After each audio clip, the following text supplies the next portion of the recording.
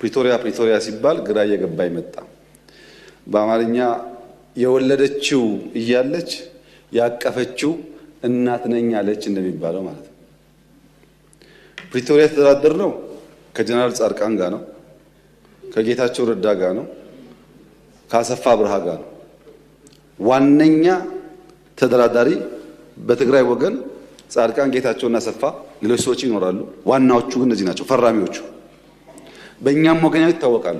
እነሱ ስጠይቃቸው ያሉኝ ነገር አለ። በስፍራው ያልነበሩ ሰዎች፣ አንዳንዶች ፕሪቶሪያን የማያውቁ ሰዎች ደግሞ ፕሪቶሪያን እናስከብር ይላሉ። አሁን እና የወለደችው እያለች የታቀፈችው እናት ልሆናለች የሚለው ነገር እሱ ነው። ፕሪቶሪያ ስምምነቱ አንደኛ ቲፒኤልኤፍ ህጋዊ ምርጫ አላደረገም። ህገ መንግስት ሶን ያካሄደውና ያን የጨበራ ምርጫ ይሰርዝ። እሺ ይሰርዛለሁ። ሁለተኛ በዚያ ምርጫ ሲያበያ የተቋቋመው መንግስት ይፍረስ፣ ህጋዊ መንግስት አይደለም። ምክር ቤቱ ይበተን፣ ህጋዊ ምክር ቤት አይደለም።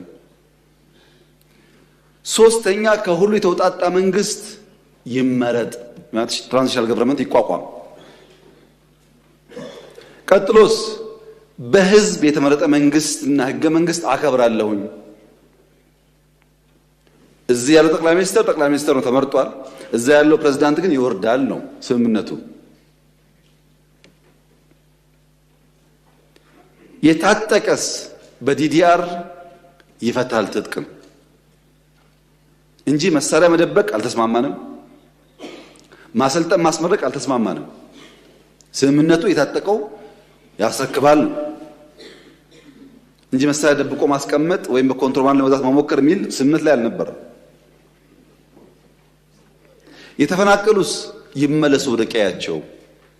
ልክ ራያ ላይ እንደመለስ ነው፣ ጸለምት ላይ እንደመለስ ነው፣ ወልቃይትም መመለስ አለበት። ይሄ የመንግስት ጽኑ አቋም ነው። ይመለሱ።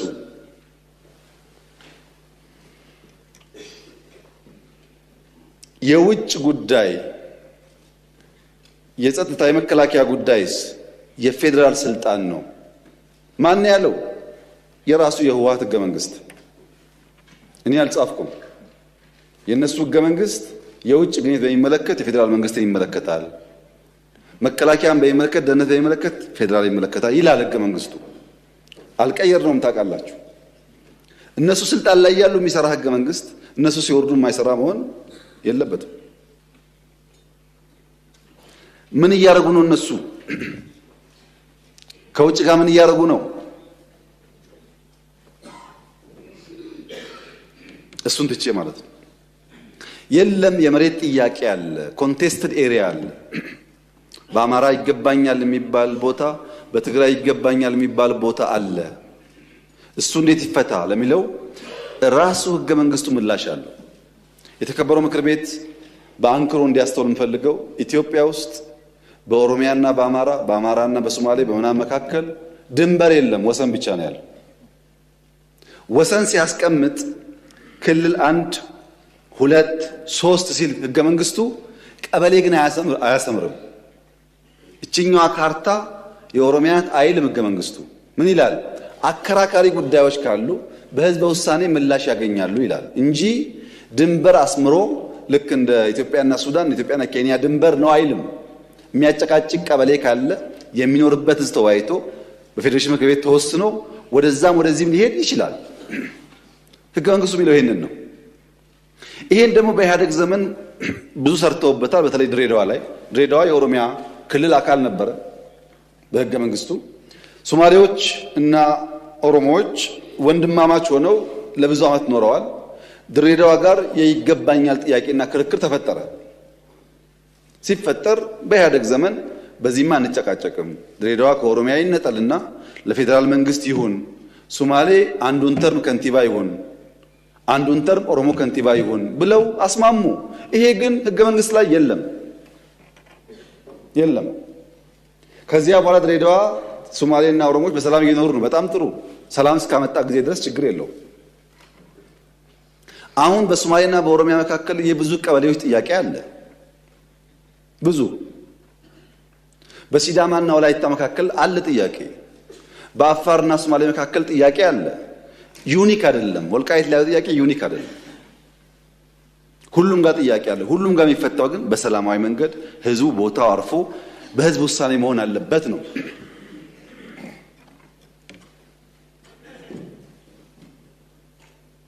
ህዝቡን ሆልድ አድርገው ይዘው አይመለስም ብለው የሚፈጥሩት ቀውስ ህዝቡ ላይ ችግር ከማምጣቱም በላይ ይሄንን ጥያቄ ራሱ በሚያስቡት መንገድም ቢሆን ላለማሳካት እንቅፋት ይሆንባቸዋል። ሰላማዊ መንገድ ብቻ ነው የሚያዋጣው። ለምሳሌ ወልቃይት የዛሬ 25-30 ዓመት ከጎንደር ከነበረበት ወደ ትግራይ ተካሏል። በክልል ቆይቷል እዛ። በኋላ ደግሞ ችግር በውጊያው ሲፈጠር ደግሞ ያ ጉዳይ ወደዚህ ተመልሷል። ህጋዊና የህዝብ ውሳኔ ከሌለበት ነገ አንደኛው ደግሞ ጉልበት ሲያገኝ ይወስዷል ማለት ነው። በየተራ ከምንቀባበለው ህዝቡ ሰፍሮ ወስኖ በህጋዊና ሰላማዊ መንገድ ይቋጭ ነው ያለው። ምን አደረግን ለዚህ? ከውጊያው በኋላ አሁን 4 ዓመት 5 ዓመት ይሆናል ወልቃይት ከትግራይ ከተነጠለ። እስካሁን እኮ የኢትዮጵያ ፌዴራል መንግስት ለወልቃይት በጀት አይሰጥም እስከዛሬ። ይሄ ትክክል አይደለም። ህዝቡ እየኖረ መምህር እያስተማረ ጤና ሰው እያከመ በጀት አልቦ ዞኑን ማስቀመጥ ትክክል አይደለም። ህግ ለማክበር ሲባል ነው የተደረገው እንጂ ትክክል አይደለም። በጀት የላቸውም። ለምን? ከትግራይ ጋር ተነጋግረን ስላልፈታ ነው። እኛ አሁን ያለን አቋም የወልቃይት ጉዳይም ይሁን በጎንደርም ጥያቄ ያለው ሰው ይሁን በአዲስ አበባም ጥያቄ ያለው ሰው ይሁን ኢትዮጵያዊ እስከሆነ ድረስ ተነጋግረን በሰላማዊ መንገድ በህዝብ ውሳኔ መልስ ሊያገኝ ይችላል። ለዚህ መዋጋት አያስፈልገንም። ግጭት አያስፈልገንም። ህዝብ ማስቸገር አያስፈልገንም። የኛ አቋም እሱ ነው። ይሄን የተግባባ ነው። ፕሪቶሪያ ላይ ሰርቪስሳ ተቋርጦ ነበር። ታስታውሱ ከሆነ ባንክ አልነበረም ትግራይ፣ መብራት የለም፣ ቴሌ የለም፣ በረራ የለም። ይሄን ደግሞ ፌዴራል መንግስት ይመልስ ነበረ። ስልክም መለስን፣ ባንክም መለስን። አክሱም ኤርፖርት እነሱ አፈራርሰው ሄደው ነበር። ጠግነን በረራ ጀመር፣ መቀሌ ጀመር፣ ኢንዱስትሪዎች የሚጎላቸውን አሟልተን ብዙዎቹ ስራ አስጀመር። በጣም በርካታ የወደሙ ሀብቶች መልሰን ስራ እንጀምሩ አደረግን። እዚህ ጋር አንድ የሚጋነን ነገር አለ። የትግራይ ውጊያ በሚመለከት ተጋኖ የሚነሳ ነገር አለ። ባይዘው ትግራይ ላይ ያደረግነው ውጊያ ወለጋ ካደረግነው ውጊያ አንጻር ሲታይ በጣም ትንሽ ነው። እንዳይጋነን ማለት ነው። መጀመሪያ ላይ ሰሜን ሲጠጋ 3 ሳምንት ተዋጋን፣ መቀሌ ያዝን። 8 ወር ቆየን። ትግራይ ለቀን ስንወጣ ከራያ እስከ ከምሴ ሰሜን ሸዋ ድረስ ተዋጋን። የት? አማራ ክልል ውስጥ።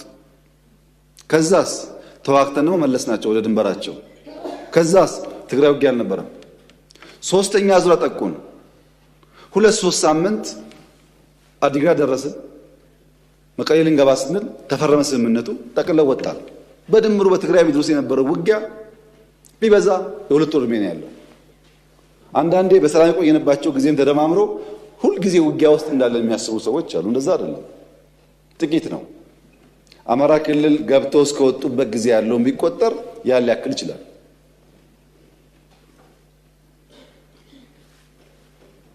መንግስት በሚመለከት ስምምነቱ ከሁሉ ፓርቲዎች ውጣጣ ነው። እኛ ምን አለ አንፈልግም፣ ብልጽግና አይፈልግም። ግድ የለም እናንተ የሚመቻቸው ምረጧል። የሚመቸን ጌታቸው ነው አሉ። ጌታቸው ፕሬዝዳንት ሆነ። ጌታቸው በፍጹም አንፈልግም ብሎ አባረሩና የሚመቸን ታደሰ ነው አሉ። ታደሰ ተመረጠ። አሁን ደግሞ ታደሰ ሲባረር እንጠብቃለን። እኛ ሰው አልመረጥንም። መራጭ እነሱ ናቸው። መርጠው የማይስማማቸው ታስታውሳላችሁ። በሐዋሳው ጉባኤ በመጀመሪያው ለውጥ ላይ ችግር ነበር። በሐዋሳው ጉባኤ 100% የቲፒኤልኤፍ ማዕከላዊ ኮሚቴ ድምፅ ሰጥቶ ከመረጠኝ በኋላ በ2 ወር 3 ወር ደግሞ አልተስማማውም። ራሱ መርጦኝ ማለት ነው። አሁን ያለውም እንደዛ ነው። እኛ በጀት እስካሁን እንለቃለን፣ ማክሲመም ሰፖርት እናደርጋለን። የተበላሸ በአቅም ጠግነናል። የኛ ፍላጎት ትግራይ ክልል ተጨማሪ ውጊያ አያስፈልግም። አላማ የለውም። ትግራይ የሚደረግ ውጊያ አላማ የለውም። አላማ የለው ውጊያ ደግሞ የተሳካ ይሁን ያልተሳካ ማረጋገጫ የለውም። የሆነ ግብ ለማሳካት ካልሆነ በስተቀር ዝም ብሎ ሰው ህይወቱን አይከፍልም። ጥቅም የለውም ትግራይ የሚደረግ ውጊያ እና ሰላም ያስፈልጋል። የጥይት ድምፅ ሞት አያስፈልግም። እኛ እንደው ከአማጺ ጋር መነጋገር ልምዱ አለን።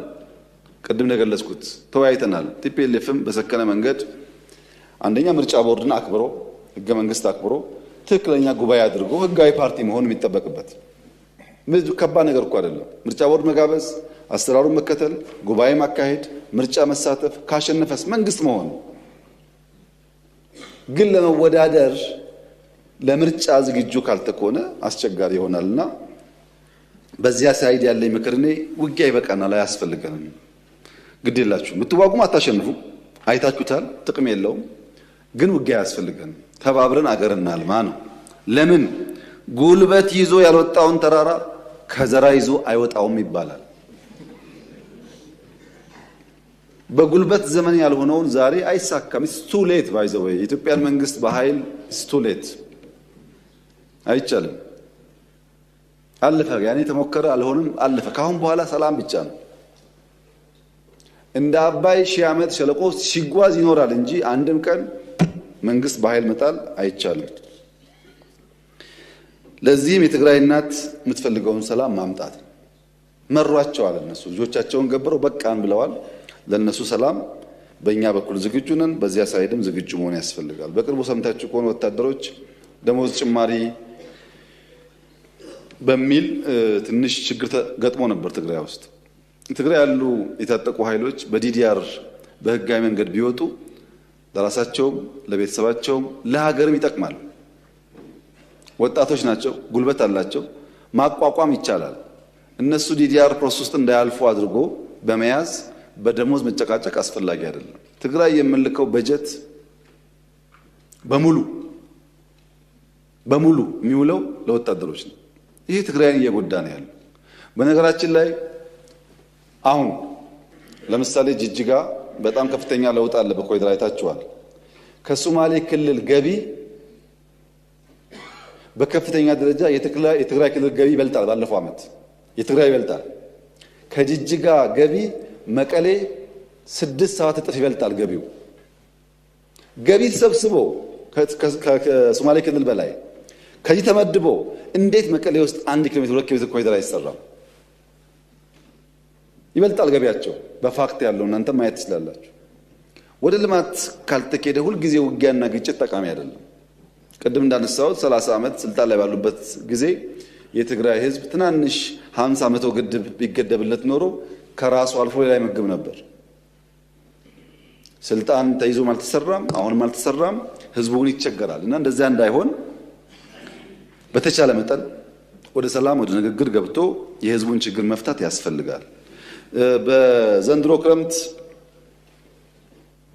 እርሻ ለማየት በድሮን ትግራይ በስፋት እንበር ነበር እና በጣም የሚገርም ነው። ማሳ ያለው ውሃ ዝናብ ነው የምታዩት ከፍተኛ ስለነበረ ከፍተኛ እርሻ ይታያል። በንጽጽር በኢሜጅ የወሰድናቸው መረጃዎች የሚያሳዩት በትግራይ የተሻለ ምርት እንዳለ ነው።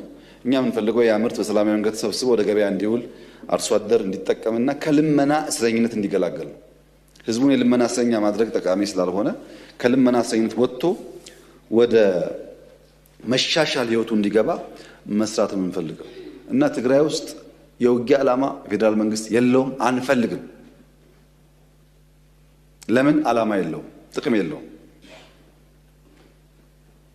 የትግራይ ክልል ያሉ ሰዎች ይሄን ተገንዝበው ወደ ሰላም ቢያዘነብሉ ይሻላል ነው ምክሩ።